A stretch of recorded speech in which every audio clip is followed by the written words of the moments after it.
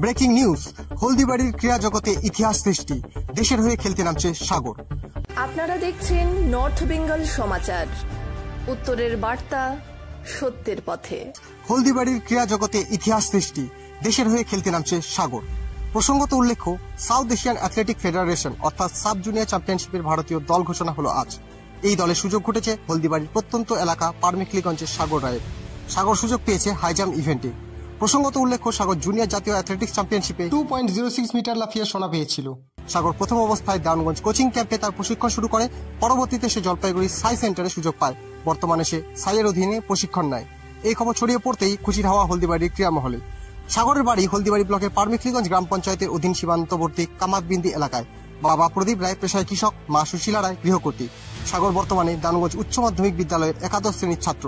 এদিকে সাগরের সাফল্যে খুশি ক্রীড়াবিদ ও কোচ প্রসেনজিৎ দত্ত ওরফে বাবাই। প্রতিভা থাকলে তার বিকাশ ঘটবেই, তার প্রতিবন্ধকতা কোনো কিছুই হতে পারে না। সাগর হলদিবাড়ি ক্রীড়া জগৎকে দেশের মাঝে পৌঁছে দিয়ে গেল।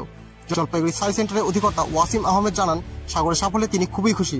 ওয়েস্ট বেঙ্গল অ্যাথলেটিক অ্যাসোসিয়েশনের সহ সম্পাদক উজ্জ্বল দাস চৌধুরী এবং সাইয়ের অধিকর্তা ওয়াসিম আহমেদ তারা এও আশাবাদী যে সাগর দেশের হয়ে পদক নিয়েই ফিরবে।